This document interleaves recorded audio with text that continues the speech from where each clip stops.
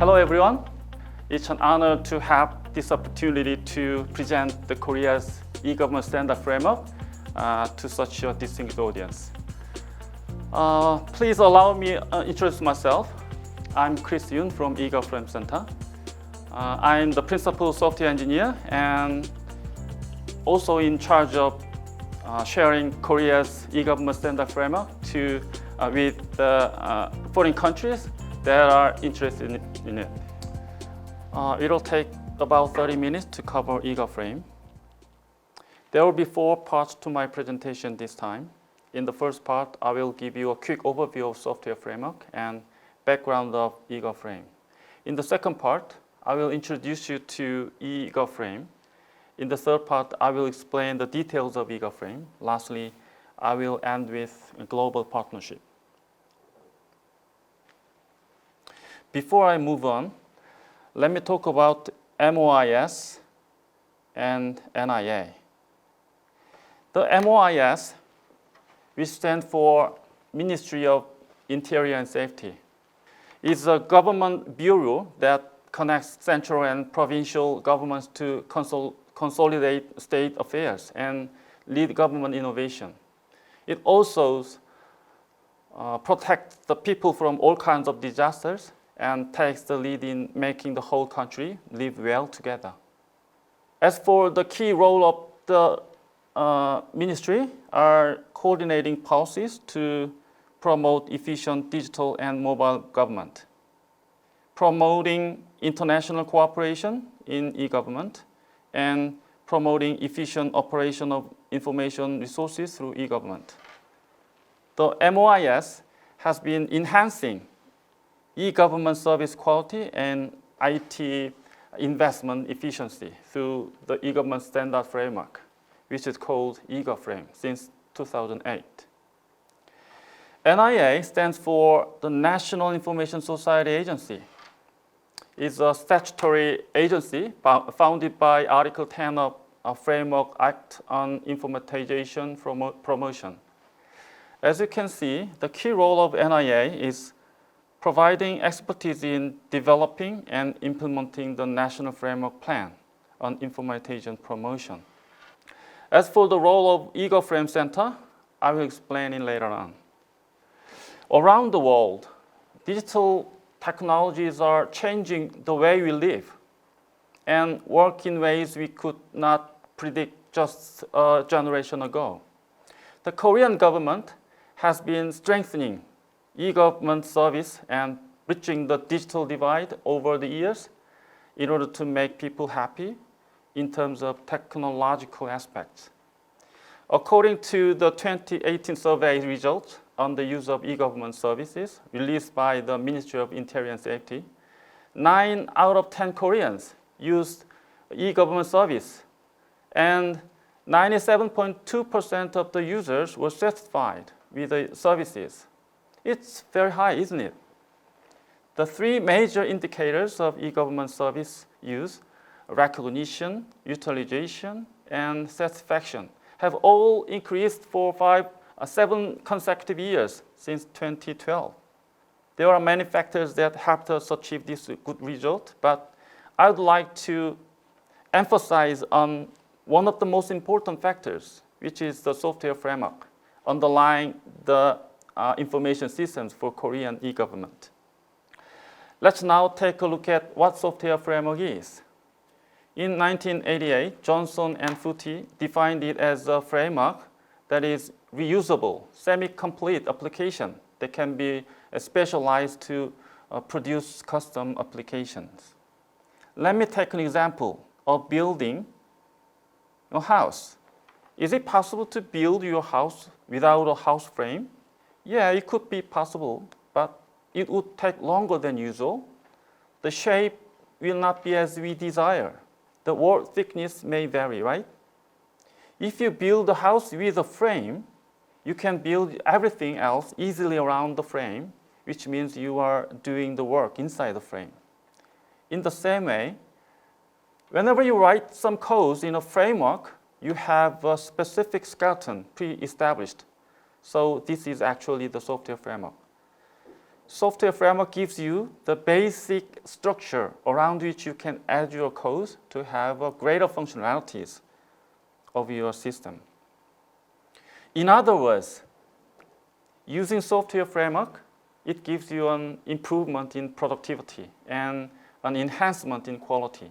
So I can tell you that software framework is crucial to e-government services. According to the case study analysis of eGovFrame, the development productivity increased by more than 30% when using eGovFrame. On the left side, it shows service without software framework. On the right side, it shows service with framework. Let me briefly summarize the advantages of using software framework as follows. First, productivity. It provides built-in functionalities, so it reduces the overall development effort and time. If you decide to write everything from scratch, it will take longer for a new team member to understand your custom code in detail. In a nutshell, using the framework simplifies and speeds up the development process significantly. Secondly, it increases component reusability. Thirdly, it increases interoperability by using standard interface and brings low maintenance. Lastly, quality.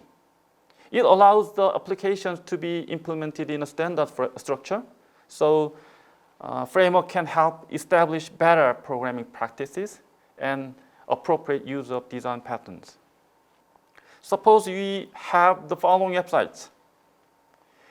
Each website has its own set of businesses, and all you have to do is focus on your business. On the base environment provided by a software framework, common modules are reused, and only the unique functions of each services are developed by themselves to implement the system. The main reason why we should use software framework is that it helps you to focus on your business logic. Then, are all software frameworks good? Let's take a look at the reality of Korea before applying eGovFrame. From now on, let's take a look at the situation in South Korea in terms of software industry. As I said earlier, according to the survey in 2018, out of 10 Koreans used e-government services, and 97% of the users were satisfied with the services. However, it was not until the eGovFrame was born. Since eGovFrame was released in 2009, it wasn't until at least 10 years ago. Before 2009, there were many problems in the existing e-government services in Korea. The e-government of Korea built its own public information system for each ministry. Let me take an example. As you can see, on the left side here, a National Tax Service uses its own software framework. Next to it, Public Procurement Service was using its own software framework. The last website was also using a different framework. Every website has a different framework. Also, many of the same or similar functions were developed in duplicate in each system. As a result, the development of redundant development investment has made it difficult to provide low-cost, high-quality services. Have you ever heard of Samsung SDS? Samsung had its own software framework called Systemia, which was based on POSIX language. Then it evolved into AnyFrame based on Java language though. Once a giant company like Samsung won the contract, only that company was able to maintain and upgrade the applications. It is very unfair and competitive environment to small, medium-sized enterprises. Even if another company won the contract, they had no choice but to redevelop the system from scratch because it was hard to understand the codes upon different frameworks. It caused redundant development due to framework differences. This is why eGovFrame, Korean e-government standard framework, was created. So, In order to overcome these problems and issues, the Korean government enacted and recognized laws, systems, and related regulations to encourage each government institution to establish an efficient information system. And also, through communication between the private sectors and academic community, we have reached a consensus. Let's now move on to an overview of eGovFrame. Let me introduce to eGovFrame. After a lot of effort, at last, e-government standard framework, eGovFrame was created. The eGovFrame is open source framework that does not depend on a specific company. It's like a steel structure in a building, and common components like windows, doors, lights, and doorknobs. It allows you to build high-quality e-government services at low cost. It provides predefined core functions written in Java platform. So you can put the common components into your system and then add your code to make a greater functionality upon them. It makes you to focus on your own business logic. We have identified 5 core challenges to prevent duplicate investment and provide low-cost, high-quality services. The 5 key challenges are to reuse common functionality, improve interoperability, reflect current ICT trend, eliminate specific company dependencies, and increase small, medium-sized competitiveness. To achieve these objectives, we have come up with solutions through standardization, openness, and promoting within the community. In the past, the system had to be developed from scratch, including login, authentication, database, connection, and transaction, and so on. But now, unlike the complicated procedure of traditional development method, eGovFrame can provide common modules, reusable components, such as login, authentication, and various utilities. The framework also provides support for database connectivity, transaction, and log processing. eGovFrame helps you to focus on your business logic to increase the productivity and quality, and to reduce costs by reducing schedules. Before standardization of eGovFrame, the budget was increased due to the redundancy of similar functions, such as login, bulletin boards. There was a lack of business opportunities for small and medium-sized companies because of business dependency in subsequent projects of giant companies. On the other hand, through standardization of eGovFrame and the reuse of common components, it has maximized the efficiencies of budget reduction and increased opportunities for small and medium-sized companies. In the early stages of eGovFrame, there were many concerns about whether eGovFrame would work. Is it going to work well? Is it possible to have continuous and stable technical support? Is it going to be safe? Some developers were also concerned about rejecting the newly developed tools. So, the Korean government has introduced the concept of open innovation as a strategy for building a successful eGovFrame. We went through the following 4 steps to achieve our goals. We verified and selected open sources as the first step, and then reflected on the opinions of relevant parties as a second step. The third step is open output.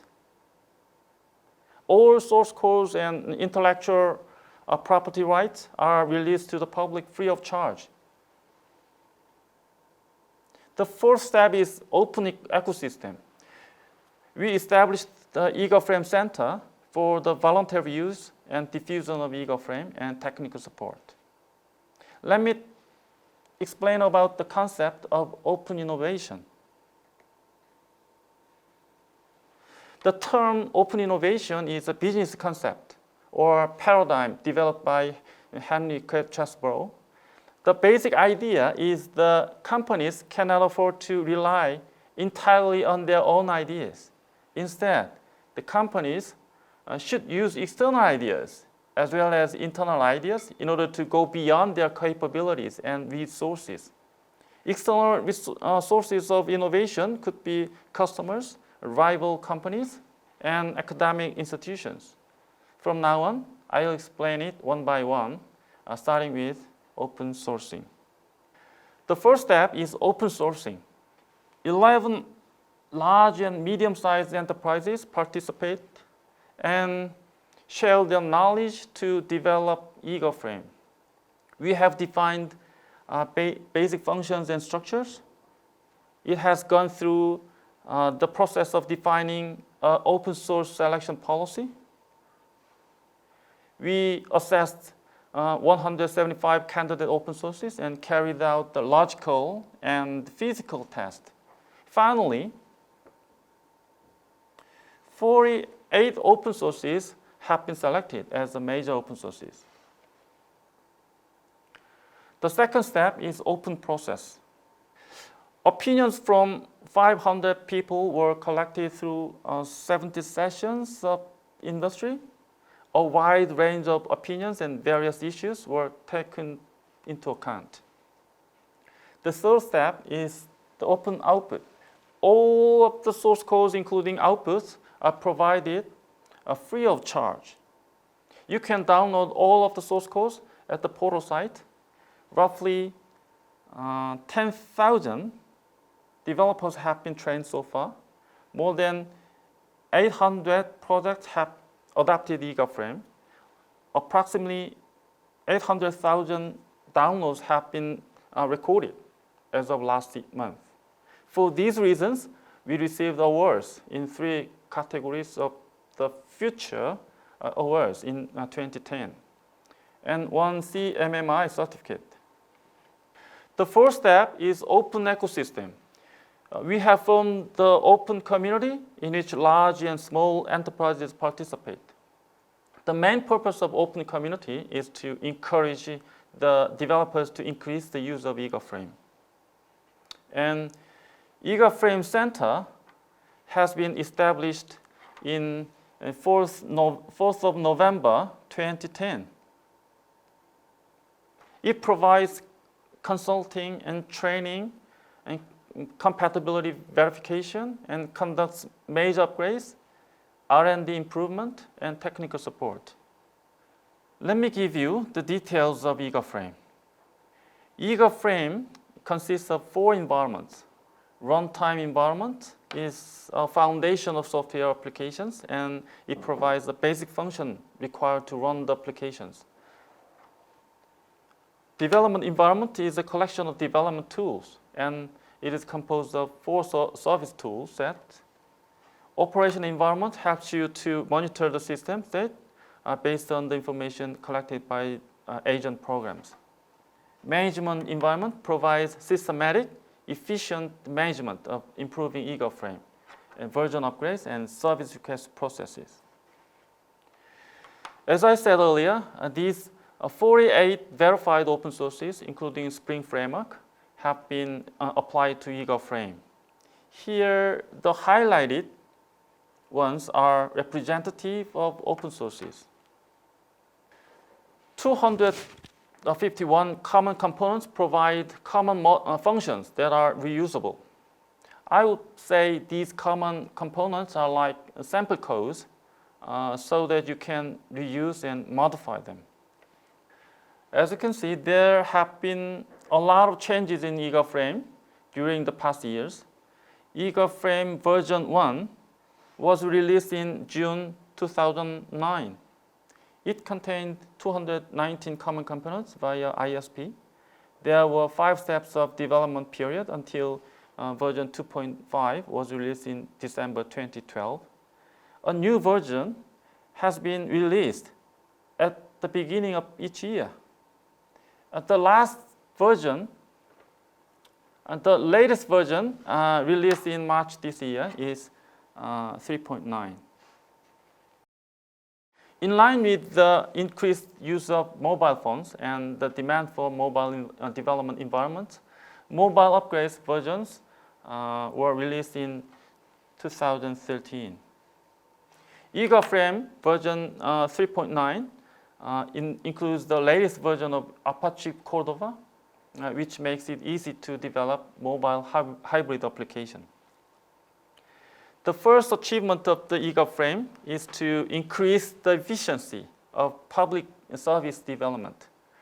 eGovFrame is used to develop the major public services of Korean government to improve the quality of the system in various fields, such as tax, finance, automobile, health, administration, and so on.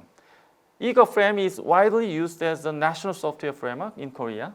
eGovFrame is not limited to specific domain, but has been applied to a variety of domains like food, health, education, and so on. As for this year, eGovFrame application rate has hit 62%. More than 800 projects have been officially checked for application. Around 3,728 projects in total have adopted eGovFrame so far. It is based on Korean online e-procurement service. Lastly, let me talk about the global achievement. The second outcome of eGovFrame is global propagation. eGovFrame has been applied to 33 projects in 17 countries, starting with Vietnam and Mexico. The NIA has been signing MOU with Vietnam, Mexico, Uyghur, Nigeria, Uzbekistan, South Africa, Cote d'Ivoire, and Sudan, respectively, since 2012. The MOIS and NIA signed the MOU with Da Nang City in Vietnam in 2012. As a result, for the request of the Da Nang City, there was a 4-day education session for the Vietnam software developers. African Development Bank Group has a plan for eGov Basics Implementation Program, EBIP, with NIA. EBIP projects are being processed and funded by AFDB. AFDB's mission is to allocate resources for investment and provide policy advice and technical assistance to support development efforts. Mexico is one of the most active customers. The NIA signed the MOU with Sinvestav in Mexico. We have been supporting the project in Mexico through online since MOU was signed in 2013. They applied eGovFrame to Mexican Ministry of Health as well as Puebla City. They have established an online community for eGovFrame in 2014. Their role is very similar to ours. They still ask us the technical questions about eGovFrame's runtime environment. I would like to finish by summarizing how much differences have been so far. We were able to save cost and time. We were able to reduce redundant development. We succeeded in creating a fair competition environment for small and medium-sized businesses.